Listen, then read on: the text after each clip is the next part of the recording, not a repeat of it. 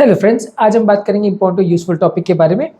अगर किसी व्यक्ति को मल्टीपल ब्लॉकेजेस हैं और किसी कारण से उसका एंजियोप्लास्टी या बाईपास नहीं हो पा रहा है टेक्निकल कारणों से, या ऑलरेडी हो चुका है लेकिन उसका एंजाइना बार बार हो रहा है, मल्टीपल ब्लॉकेजेस है, कुछ जगह पे आपने स्टेंट कर दिया, कुछ बाकी रह गए, या किसी पेशेंट्स में अगर ऐसे होता है कि मान लीजिए बाईपास हो भी गया लेकिन मल्टीपल ग्राफ्स या तो बंद हो गए, दोबारा बाईपास के लिए वो कैंडिडेट ही नहीं है। अब ऐसे पेशेंट में हार्ट के दर्द को कैसे मैनेज करें? बार बार पेशेंट को दर्द तो हो रहा है, ट्रीटमेंट पॉसिबल नहीं है, एंजियोप्लास्टी पॉसिबल नहीं है, बाईपास पॉसिबल नहीं है, अब करें क्या? तो दवाओं के अलावा और क्यों थेरेप्यूटिक ऑप्शंस है ऐसे लोगों में, और क्या चीज़ों से ऐसे पेशेंट्स का पेन की फ्रीक्वेंसी कम होगी, लाइफस्टाइल मॉडिफिकेशन और क्या क्या चीज़ों करने से इनको मदद मिलेगी, आज इस बारे में बात करेंगे। मेडिकल थेरेप्यूटिक ऑप्शंस के बारे में हम एक अलग वीडियो करेंगे जिस पर हम ये डिस्कस करेंगे कि ऐसे लोगों में मेडिसिन के डोजेस को किस हिसाब से एडजस्ट कर सकते हैं ताकि उनका पेन का फ्रीक्वेंसी कम हो जाए बिना एंजियोप्लास्टी या बाईपास करे, या ऑब्वियसली अगर एंजियोप्लास्टी बाईपास पॉसिबल नहीं है तो। टॉपिक पर जाने से पहले जो लोग हमारे चैनल पर नए हैं उन्हें रिक्वेस्ट करूँगी चैनल को सब्सक्राइब करें। ऐसा करने से चैनल को कंटिन्यू करने के लिए हमें मोटिवेशन और इंस्पिरेशन मिलती है। वीडियोज़ को ज़्यादा से ज़्यादा लाइक और शेयर करें। देखिए, अगर आपका पेन बार बार हो रहा है, बार बार आपको दर्द हो रहा है, तो आपको दर्द कम करने के लिए सबसे इम्पॉर्टेंट चीज़ तो मेडिसिन है। अगर आपको कोई भी मेडिसिन चल रही है तो बहुत ज़्यादा इंपॉर्टेंट है कि मेडिसिन के साथ रेगुलर रहिए, मेडिसिन को कम ज़्यादा मत करिए, मेडिसिन के साथ एक्सपेरिमेंट्स मत करिए। मेडिसिन का डोजेस कैसे एडजस्टमेंट करना है और कौन कौन से मेडिसिन यूजफुल है वो अलग वीडियो में डिस्कस करेंगे, लेकिन मेडिसिन लेना बहुत ज़्यादा ज़रूरी है। बाकी कोई भी चीज़ को आप फॉलो करो, लेकिन अगर आप मेडिसिन ही नहीं लोगे तो आपका पेन का फ्रीक्वेंसी कम नहीं होगा। एंटी एंजाइनल बहुत सारी मेडिसिन आती हैं, वो सारी मेडिसिन अगर आप रेगुलर बेस पे लेते हो तो काफ़ी चांस है कि आपका पेन का फ्रीक्वेंसी कम हो जाएगा और आपको बिना एंजियोप्लास्टी किए, बिना बाईपास किए भी आप काम एटलीस्ट चला सकते हो। ऑब्वियसली उसे पूरी तरह से राहत मिल जाएगा ऐसा ज़रूरी नहीं है, लेकिन काफ़ी हद तक राहत आपको मिल सकता है। 80-90% तक का अलग अलग पेशेंट्स पर फ़ायदा मिल सकता है, किसी में कम, किसी में ज़्यादा, केस टू केस वेरी करेगा, कितने ब्लॉकेजेस है, कैसा पेशेंट का सिनेरियो है, कितना वायबिलिटी है, बहुत सारी चीज़ों पर डिपेंड करेगा। लेकिन सबसे ज़्यादा इंपॉर्टेंट चीज़ है कि जो डॉक्टर द्वारा प्रिस्क्राइब मेडिसिन है उसको प्रॉपरली लेते रहें, क्योंकि सबसे ज़्यादा फ़ायदा आपको उन्हीं चीज़ों से मिलेगा, उनके प्रॉपर डोजेस से लेने से मिलेगा। और अगर कोई साइड इफ़ेक्ट्स वगैरह हो तो डॉक्टर को रिपोर्ट करें। अब आते हैं नॉन मेडिसिनल टिप्स पर। लाइफस्टाइल मॉडिफिकेशन में ज़रूरी है कि आप हेल्दी डाइट लीजिए। हेल्दी डाइट में लो सैचुरेटेड फैट्स, लो कोलेस्ट्रॉल, लो सोडियम ले, साग सब्जी अगर ज़्यादा ले, होल ग्रेन ज़्यादा ले, लीन प्रोटीन्स या लो फैट कंटेनिंग प्रोटीन्स ले, और हेल्दी लाइफस्टाइल फॉलो करें। हेल्दी फैट्स जैसे कि नट्स है, सीड्स है, फिश है, ये सब ज़्यादा ले। ये सारे हेल्दी डाइट्स जो हैं वो बॉडी के इन्फ्लेमेशन को कम करते हैं, बॉडी में क्लॉट फॉर्मेशन की टेंडेंसी को कम करते हैं। मल्टीपल जो छोटे छोटे अटैक्स इस पेशेंट्स में आते रहते हैं छोटी छोटी ब्रांचेस के बंद होने की वजह से, हेल्दी डाइट लेने से ये सारी चीज़ें कंपैरेटिवली कम होती है और आपको लॉन्ग टर्म काफ़ी हद तक फ़ायदा मिलेगा। ओवरऑल इस तरह के पेशेंट्स में अगर हेल्दी डाइट लेते हैं तो एंजाइना की फ्रीक्वेंसी में कुछ हद तक आपको मदद मिलेगी। नेक्स्ट है कि फूड को थोड़ा डिवाइडेड वे में लीजिए, एक बार में बहुत ज़्यादा खाना मत खाइए, क्योंकि काफ़ी बार काफ़ी पेशेंट्स में ऐसा होता है कि वो बहुत ज़्यादा एक बार में खाना खा लेते हैं और उतना खाने को पचाने के लिए हार्ट को बहुत ज़्यादा ब्लड को पेट की तरफ डाइवर्ट करना पड़ता है। पेट की तरफ ब्लड को जब हार्ट डाइवर्ट करता है तो हार्ट के पास खुद के लिए काम के लिए ब्लड कम हो जाता है, बाकी शरीर को सप्लाई करने के लिए भी ब्लड कम हो जाता है, और हार्ट की खुद की ऑक्सीजन और ब्लड की रिक्वायरमेंट बढ़ जाती है क्योंकि हार्ट ज़्यादा मेहनत का काम कर रहा है। तो इसके लिए आपको ज़रूरी है कि डिवाइडेड वे में खाना लीजिए, 2-2 घंटे में डिवाइड करके खाना लीजिए। तो इससे क्या है, आपका पाचन धीरे धीरे चलता रहेगा और एक बार में बहुत ज़्यादा ओवरबर्डन बॉडी पर नहीं पड़ेगा, जिसके लिए बहुत ज़्यादा हार्ट को ब्लड डाइवर्ट नहीं करना पड़ेगा और हार्ट अपना रूटीन तरह से काम कर सकता है, हार्ट पर ओवर स्ट्रेस नहीं होगा। नेक्स्ट इंपॉर्टेंट चीज़ है कि अगर खाना भी आप ले रहे हो तो ज़्यादातर इस तरह की चीज़ें लीजिए जो कि धीरे धीरे करके जिनका पाचन, और ऐसा नहीं हो कि आपने बहुत बल्क में ऐसी चीज़ें खा लिया जो बहुत फटाफट जिनका पाचन हो जाए। जैसे अगर आपने बहुत ज़्यादा शुगर या बहुत ज़्यादा ऑयल्स या बहुत ज़्यादा सिंपल कार्बोहाइड्रेट्स अगर ले लिए तो बॉडी उनको बहुत जल्दी पचा लेती है, तो हार्ट को पूरा ब्लड वहाँ पे डाइवर्ट करना पड़ता है क्योंकि उस तरह से मेटाबॉलिक रिक्वायरमेंट्स आ जाती है बॉडी की। तो अगर आप ऐसा खाना लेते हैं जिसको बॉडी थोड़ा धीरे धीरे करके पचाती है और धीरे धीरे करके बॉडी में अब्जॉर्ब होता है, जैसे फैट्स है, फाइबर्स हैं या प्रोटीन्स है, ये सारी चीज़ों को बॉडी बहुत धीरे धीरे करके पाचन करती है, कई घंटों में इनका पाचन होता है धीरे धीरे करके, तो ये सडनली हार्ट पर मेटाबॉलिक ओवरलोड नहीं करते हैं, तो जिससे हार्ट का ऑक्सीजन रिक्वायरमेंट या ग्लूकोज रिक्वायरमेंट सडनली बहुत बढ़ता नहीं है। इसके अलावा रेगुलर बेसिस पे एक्सरसाइज कीजिए। रेगुलर बेसिस पे एक्सरसाइज करने से आपके हार्ट में छोटे छोटे कोलैटरल्स रिक्रूट होते हैं जो हार्ट के सेल्स का ऑक्सीजन मेटाबॉलिज्म और ग्लूकोज मेटाबॉलिज्म में वो भी कंपैरेटिवली थोड़ा बेटर होता है, और ओवरऑल आपकी एक्सरसाइज फ्रीक्वेंसी बढ़ती है। क्योंकि ज़्यादातर इस तरह के पेशेंट्स में प्रॉब्लम क्या आती है कि वो थोड़ा बहुत भी चलते फिरते हैं तो उनको पेन होता है। तो आप अगर एक्सरसाइज फ्रीक्वेंसी बढ़ाएंगे, रेगुलर बेस पे एक्सरसाइज करेंगे, तो हार्ट का भी स्टैमिना बढ़ेगा, नलियों के छोटे कोलैटरल्स भी खुलेंगे और ओवरऑल हार्ट की ऑक्सीजन को मेटाबोलाइज की करने की कैपेसिटी और कम ऑक्सीजन में काम चलाने की कैपेसिटी कुछ हद तक बढ़ जाएगी। तो इस तरह के पेशेंट में अगर आप रेगुलर बेस पे एक्सरसाइज करेंगे तो फायदा होगा। ओवर विग्रस एक्सरसाइज मत करिए, उसमें यह है कि सडनली आप पहाड़ चढ़ के आ गए तो फिर आपको इतना पेन होगा जो आपकी स्टैमिना के बहुत ज़्यादा बियॉन्ड है। अगर आपने वैसा काम करने की कोशिश करी तो आपको बहुत ज़्यादा पेन होगा, जिसे बर्दाश्त करना बहुत ज़्यादा मुश्किल होगा। तो ओवर विग्रस एक्टिविटी एक बार में मत करिए, डिवाइडेड वे में एक्टिविटी करिए, जिससे कि आपको मान लीजिए अगर 10 किलोमीटर चलना है तो 1-1 किलोमीटर करके चलिए, तो उसमें आपका हार्ट पर सडनली मेटाबॉलिक रिक्वायरमेंट या बहुत ज़्यादा ब्लड की रिक्वायरमेंट नहीं होगी। क्योंकि आप सडनली अगर भागने दौड़ने का काम करोगे तो हार्ट को पूरे शरीर में सडनली बहुत ज़्यादा ब्लड सप्लाई देना पड़ेगा, और ये ब्लड सप्लाई जो है हार्ट को पंप करना मुश्किल पड़ेगा, हार्ट फेलियर में भी जाएगा। और इसके अलावा उतना ज़्यादा ब्लड सप्लाई करने को हार्ट की खुद की एक्सरसाइज की कैपेसिटी बहुत ज़्यादा रिक्वायरमेंट होगी, क्योंकि हार्ट को बहुत ज़्यादा मेहनत करनी पड़ेगी, तो खुद ज़्यादा ब्लड डिमांड करेगा, बहुत एग्रेसिवली बीट के साथ पंपिंग करनी पड़ेगी उसको, तो ओवरऑल हार्ट पर स्ट्रेस पड़ेगा, तो आपको पेन बार बार होगा। तो ऐसे पेशेंट्स में ज़रूरी है कि डिवाइडेड वे में एक्सरसाइज भी करें और रेगुलर एक्सरसाइज ज़रूर करें, लेकिन एक बार में बॉडी को ओवर एक्सर्ट नहीं करें जिससे आपकी बॉडी पूरी तरह थक जाए और हार्ट की डिमांड्स बढ़ जाए। वैसा मत करिए, थोड़ा सा हार्ट को धीरे धीरे करके टाइम दीजिए और धीरे धीरे करके हार्ट को उस तरह के एफर्ट टॉलरेंस के लिए एडजस्ट करवाइए। नेक्स्ट है स्ट्रेस मैनेजमेंट करिए। मेंटल स्ट्रेस भी कई बार एंजाइना का बहुत बड़ा प्रेसिपिटेंट होता है, क्योंकि मेंटल स्ट्रेस ज़्यादा होने से बहुत सारे पेशेंट्स में बॉडी में स्ट्रेस हार्मोन्स बनते हैं और ये स्ट्रेस हार्मोन्स आपको बहुत ज़्यादा पेन करवाते हैं। तो इनसे बचने के लिए आपको yoga, meditation, deep breathing exercise और इस तरह की एक्टिविटीज़ करनी चाहिए, जिससे आप अपने मनस्थिति पर कंट्रोल कर सके और जिससे कि बॉडी में स्ट्रेस हार्मोन्स कम हो। हमने already yoga, meditation, deep breathing exercise और स्ट्रेस हार्मोन्स को कम करने के टेक्निक्स पर भी वीडियोस किए हैं, जो कि आप हमारे चैनल पर देख सकते हैं। तो ये सब चीज़ों को आप फॉलो करते हैं तो थोड़ा बॉडी में स्ट्रेस हार्मोन्स कम होते हैं, बॉडी की ऑक्सीजन और ब्लड की रिक्वायरमेंट हार्ट की थोड़ी कम होती है, तो हार्ट को थोड़ा सा बेटर लगता है। इसके अलावा प्रॉपर वेट मैनेजमेंट करिए। अगर किसी का वेट ज़्यादा है तो बैलेंस डाइट लेके और रेगुलर एक्सरसाइज करके आपकी वेट को कम करिए। अगर आपका वेट ज़्यादा है तो बॉडी की ऑक्सीजन रिक्वायरमेंट और ग्लूकोज रिक्वायरमेंट ज़्यादा होगी, आपको पेन की फ्रीक्वेंसी ज़्यादा होगी। तो जो लोग भी मोटे हैं और उनको एंजाइना अगर हो रहा है तो उनको हर तरह से कोशिश करके अपना वेट कम करना चाहिए, उससे उनकी एंजाइना की फ्रीक्वेंसी कम हो जाएगी।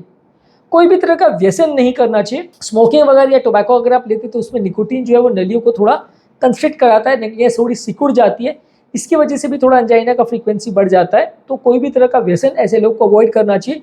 स्मोकिंग, ड्रिंकिंग, अल्कोहल या कोई भी तरह का टोबैको वगैरह भी आप जो लेते हैं वो आपकी हार्ट की नलियों के लिए अच्छा नहीं है। इसकी वजह से नलियों में क्लॉटिंग की टेंडेंसी भी बढ़ जाती है और बार बार पेन भी आपको ज़्यादा होगा, बार बार छोटे छोटे अटैक्स आने का टेंडेंसी भी बढ़ जाएगा। तो उसको आप जहाँ तक पॉसिबल हो कम करने का प्रयास करिए। इसके अलावा कार्डियक रिहैबिलिटेशन प्रॉपर करिए। ऐसे लोग को आप प्रॉपरली एजुकेट करिए, प्रॉपर एक्सरसाइज ट्रेनिंग कीजिए, सुपरवाइज हेल्दी लिविंग के लिए उनको एनकरेज कीजिए, जिसमें physical support, physiological support, psychological support सब कुछ इन्वॉल्व होना चाहिए। इस तरह के लोगों में तभी इनकी कंडीशन में आपको इफेक्टिव सुधार मिलेगा और लॉन्ग टर्म सुधार मिलेगा। अगर आप प्रॉपर कार्डियक रिहैबिलिटेशन प्रोग्राम के साथ जुड़ते हैं तो उससे आपका लाइफ स्टाइल भी इंप्रूव होता है, आपकी एफर्ट टॉलरेंस भी इंप्रूव होती है और आपका ओवरऑल कार्डियक का फंक्शन और हार्ट का ओवरऑल इजेक्शन फ्रैक्शन भी सब कुछ इंप्रूव मिलेगा, अगर आप अच्छी तरह से अपना एक्सरसाइज प्रोग्राम को फॉलो करते हैं और प्रॉपर कार्डियक रिहैबिलिटेशन की टीम के साथ जुड़ते हैं। डॉक्टर्स के साथ प्रॉपर फॉलोअप के अपॉइंटमेंट्स को रखिए। इसमें ज़रूरी है कि आप रेगुलर बेस पर डॉक्टर्स के टच में रहें, क्योंकि बहुत सारी छोटी मोटी चीज़ें हैं जिसे मैनेज करना लोगों के लिए अपने लेवल पे थोड़ा मुश्किल होता है। तो जो भी चीज़ों में आपको डाउट होता है या तकलीफ होती है, रेगुलर बेस पे आपके डॉक्टर के टच में रहिए और जहाँ पर भी उनको लगता है कि आप गलती कर रहे हो या आपको लगता है कि आप गलती कर रहे हो तो थोड़ा सा अपने डॉक्टर के साथ डिस्कस करके उसको मैनेज करिए, तो आपको एंजाइना का फ्रीक्वेंसी में काफ़ी फ़ायदा मिलेगा। नेक्स्ट है कि जो भी चीज़ें आपके पेन को ट्रिगर करती हैं उनको अवॉइड करिए, जैसे कि बहुत हैवी या एक्सट्रीम टेम्परेचर है, बहुत हैवी मील्स है या बहुत ज़्यादा इमोशनल स्ट्रेस है या बहुत हैवी फिजिकल एक्टिविटी है। इस तरह का जो भी पेन को ट्रिगर करने वाली चीज़ें उनको अवॉइड करिए, उससे आपका एंजाइना का फ्रीक्वेंसी कम हो जाएगा।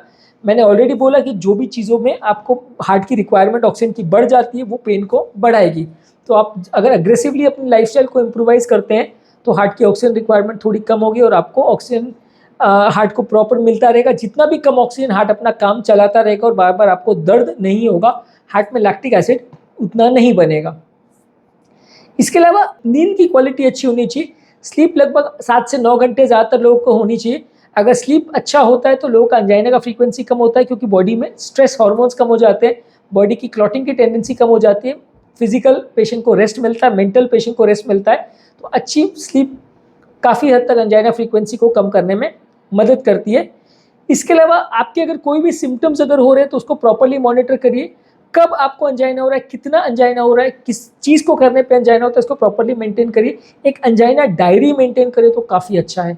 इसमें क्या है कि आपको कौन कौन सी चीज़ों से अंजाइना होता है और क्या क्या चीज़ों से कम होता है, कितना देर तक क्या एक्टिविटी करने पे आपको अंजाइना होता है, और कब कितना हुआ और कितने दिन में कितना सुधार हो रहा है, ये सारी चीज़ों को आप चार्टिंग कर सकते हैं। मान लीजिए आपको आज अंजाइना हुआ और 15 मिनट तक चला, आपने रेगुलर एक्सरसाइज की और फिर वो 15 मिनट से 10 मिनट हो गया, तो आप इसको अगर नोट डाउन करेंगे तो आपको आपका इंप्रूवमेंट हो रहा है कि डिटोरेशन, ये जानने में मदद मिलेगी। क्योंकि ज़्यादातर इस तरह के पेशेंट में प्रॉब्लम क्या होती है कि आप भूल जाते हो कि 3 महीने पहले क्या था, 6 महीने पहले क्या था और 1 साल पहले क्या था। डॉक्टर्स को भी याद नहीं रहता कि 6 महीने पहले आपका फ्रीक्वेंसी कितना था और पेन कितना होता था, कितना चलने पे होता था। अगर आप खुद की डायरी में उसको मेंटेन करोगे प्रॉपर्ली तो आपको रिकॉल करने में भी ईजी होगा, फ्रीक्वेंसी कम हो रही है, ज़्यादा हो रही है, उसको जज करने में ईजी होगा, और अग्रेसिव थेरेपी के लिए जाना है या नहीं जाना है वो गाइड कर आपको बेटर मिलेगा अगर आप प्रॉपर्ली उसको मॉनिटर करेंगे तो। इसके अलावा जब कभी भी आपको सिम्टम हो उसको प्रॉपर्ली आप डिस्कस करिए, आपके डॉक्टर के साथ भी डिस्कस करिए।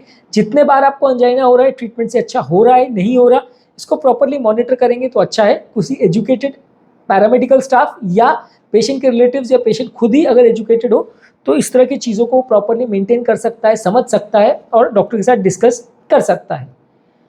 इसके अलावा बॉडी का हाइड्रेशन मेंटेन करना भी ज़रूरी है। काफ़ी लोग चीज़ों ने शो किया है कि अगर किसी का हाइड्रेशन प्रॉपर है तो उससे भी एंजाइना फ्रीक्वेंसी कम होती है। तो हाइड्रेशन, पानी को प्रॉपर मेंटेन करें। हाँ, अगर सीवियर हार्ट फेलियर है तो उस हिसाब से आपको केस में प्रॉपर देख के आपका एंजाइना फ्रीक्वेंसी को मैनेज करना पड़ेगा। आपका हार्ट फेलियर वगैरह ना बढ़ जाए बहुत ज़्यादा पानी से, आपको वो ध्यान रखना पड़ेगा। इसके अलावा अगर आपकी बॉडी में खून वगैरह की कमी है तो आयरन बढ़ाने वाले तत्वों को लीजिए या खून बढ़ाने वाले तत्वों को लीजिए। ब्लड की कमी नहीं होनी चाहिए क्योंकि वो एक्सेसिव मेटाबॉलिक डिमांड करता है। कोई और बीमारी जैसे थायराइड की बीमारी है, बेरी है, कोई विटामिन मिनरल्स की डेफिशिएंसी है, उसको भी कवर करने का प्रयास करिए, क्योंकि उसकी वजह से भी हार्ट का मेटाबॉलिक डिमांड्स बढ़ जाता है और उसकी वजह से भी हार्ट पर ओवर स्ट्रेस पड़ता है। कोई अनयूजुअल एक्टिविटी या अनयूजुअल चीज़ें जैसे कि फीमेल पेशेंट में प्रेगनेंसी वगैरह प्लान मत करिए, या बॉडी पर बहुत एक्सेसिव मेटाबॉलिक कोई चीज़ का डिमांड पड़े तो वैसी चीज़ों को प्लान मत करिए, क्योंकि इससे आपका पेन का फ्रीक्वेंसी बहुत बढ़ जाएगा। तो फीमेल पेशेंट्स अगर कोई प्रेगनेंसी प्लान करे तो अवॉइड करना चाहिए। कोई अननेसेसरी सर्जरीज वगैरह भी आपको ऐसे केस में नहीं करना चाहिए, क्योंकि सर्जरी से भी बॉडी में मेटाबॉलिक डिमांड होता है। तो इस तरह का कोई सर्जिकल या मतलब नॉन कार्डियक सर्जरी की बात कर रहा हूँ, हार्ट की सर्जरी की नहीं बात कर रहा हूँ। कोई भी नॉन कार्डियक सर्जरी या इस तरह का कोई भी थेरेप्यूटिक इंटरवेंशन देख सोच के ही प्लान करिए, क्योंकि कोई भी और तरह का इस तरह का प्लान आप करते हैं तो उससे भी आपका एंजाइना फ्रीक्वेंसी में फ़र्क पड़ सकता है। इसके अलावा एक प्रॉपर सपोर्ट ग्रुप मेंटेन करिए, जिसमें आप आपके फ्रेंड्स और बहुत सारे लोग जो इस तरह की बीमारियों से पीड़ित हैं उनके साथ डिस्कस कर सकते हैं कि हमको क्या प्रॉब्लम हो रही है, उनको क्या चीज़ों से फ़ायदा हो रहा है, क्या चीज़ों से नुकसान हो रहा है। वो चीज़ें प्रॉपर वे में मेंटेन हो सकती हैं अगर आप एक प्रॉपर सपोर्ट ग्रुप मेंटेन करें। इंडिया में ये सब चीज़ों का सिस्टम थोड़ा कम है, क्योंकि इंडिया में क्या है, ये सब चीज़ों का उतना लोग ध्यान नहीं रखते, लोग आपस में सपोर्ट ग्रुप्स नहीं बनाते। पर अगर आपके पास ऐसे कोई फ्रेंड्स या दोस्त हैं या आपके डॉक्टर के पास ऐसे पेशेंट्स का कलेक्शन है जो बहुत ज़्यादा जिनको हार्ट का पेन होता है या हार्ट का प्रॉब्लम होता है, तो उनके साथ आप एसोसिएट करें तो उनसे आपको टिप्स और ट्रिक्स मिलेंगे, उनसे तरीका मिलेगा और आपका मन भी अच्छा रहेगा। आप बहुत डिप्रेशन में भी नहीं जाओगे, आपको ऐसा नहीं लगेगा कि यार दुनिया में मैं ही इस तरह की प्रॉब्लम से पीड़ित हूँ। तो हर तरह की बीमारी का एक सपोर्ट ग्रुप होना चाहिए, चाहे कैंसर है, चाहे हार्ट अटैक है, चाहे हार्ट फेलियर है, चाहे अंजाइनल पेन वाला पेशेंट है या एंजियोप्लास्टी का पेशेंट है, बाईपास का है। सबके अलग अलग ग्रुप्स होने चाहिए ताकि वो आपस में डिस्कस कर सके कि किस तरह का उनकी लाइफस्टाइल है और उनको क्या लाइफस्टाइल फॉलो करने से ज़्यादा फायदा मिलेगा। इसके अलावा डॉक्टर के साथ रेगुलर फॉलोअप में रहिए, जो भी नेसेसरी ब्लड इन्वेस्टिगेशंस है या जो भी चीज़ें वो करवाते रहिए। शुगर, बीपी, कोलेस्ट्रॉल, ये सब चीज़ों में बहुत ज़्यादा वेरिएशन नहीं आना चाहिए। बहुत ज़्यादा अगर लो बीपी भी होगा तो भी एंजाइना बढ़ाएगा और बहुत हाई बीपी भी होगा तो हार्ट को एक्स्ट्रा काम करना पड़ेगा, आपका पेन बढ़ेगा। शुगर अगर बहुत लो होगा तो भी आपका एंजाइना फ्रीक्वेंसी बढ़ेगा। शुगर अगर सडनली बहुत ज़्यादा हो जाएगा तो भी एंजाइना फ्रीक्वेंसी बढ़ेगा। तो ये सारे मेटाबॉलिक डिमांड्स बॉडी में नहीं बढ़ने चाहिए। शुगर, बीपी, कोलेस्ट्रॉल और हार्ट के सारे जो पैरामीटर्स है वो प्रॉपरली मेंटेन रहने चाहिए और लंबे समय तक स्टेबल रहने चाहिए, तो आपका ब्लॉकेजेस बढ़ने का चांस भी कम होगा और पेन का फ्रीक्वेंसी भी कम होगा और लॉन्ग टर्म आपको ज़्यादा फायदा मिलेगा।